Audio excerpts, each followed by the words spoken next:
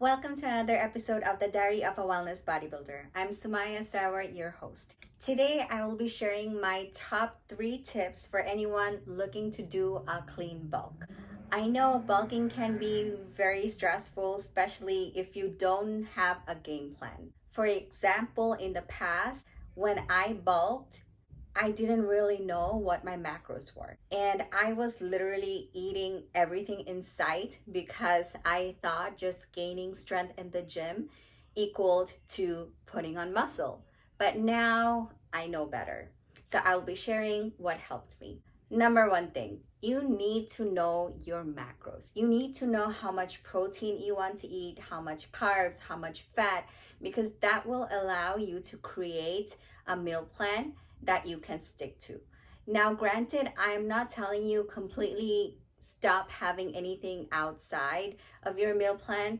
That is going to mess with your head, and that's not a balanced approach when it comes to bulking. You also want to go to your social gatherings, have a life outside of your bodybuilding goals, your fitness goals. So I will not tell you to do that when you're bulking. But once you know your macros, you are going to be able to substitute your meals and still not feel guilty. So that's what I do. A lot of the times, I don't stick to my actual meal plan during bulking. What I do is I either use a MyFitnessPal app or First Form app to track the meals that I'm having and match my macros. That way I can go to a friend's birthday party if I want to, not feel guilty about it. Now we are going to move on to the second tip, which is to continue doing your weekly meal prep.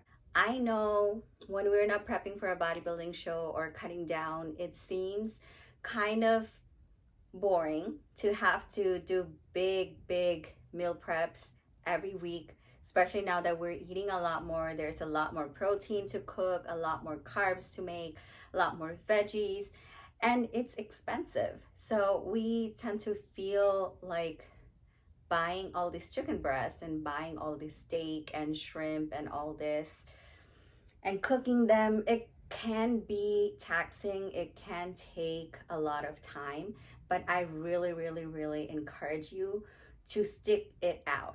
Now, if push comes to shove and you don't have the time for that, there are always meal prep companies that you can go to. For example, I have an affiliation with Mega Fit Meals, and when I am bulking or I'm in bodybuilding competition prep and I don't have the time and the energy to prep my meals, they do have an option for customized meal prep, and that's what I do. I put down how much protein I'm supposed to have per meal, how much carbs, how much veggies, how much fruits, and that allows me to continue eating a certain way even when I'm busy. So I really encourage you to be on top of your daily meals. That takes me to my third tip.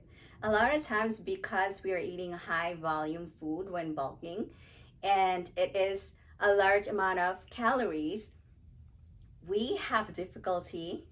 By saying we, I'm mainly talking about myself, getting all those meals in. For instance, I am a 4'11" height, 120 something pound woman who is eating on average 2 to 3,000 calories a day. And mind you, it's not filled with junk food. It's not slices of pizza and pasta and things like that. It is actual solid whole food. I'm mostly eating chicken breast, I'm eating ground beef, I'm eating salmon, I'm eating sweet potatoes. So once I put those together and have 6 meals, the meals are really high volume.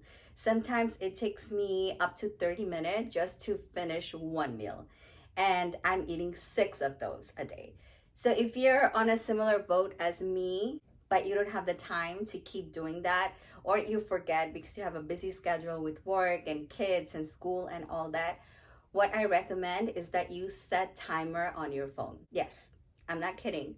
Set timers on your phone to eat every 2 hours. That way, no matter how busy you are, you step away from your desk or you step away from doing whatever you're doing and get your meals in.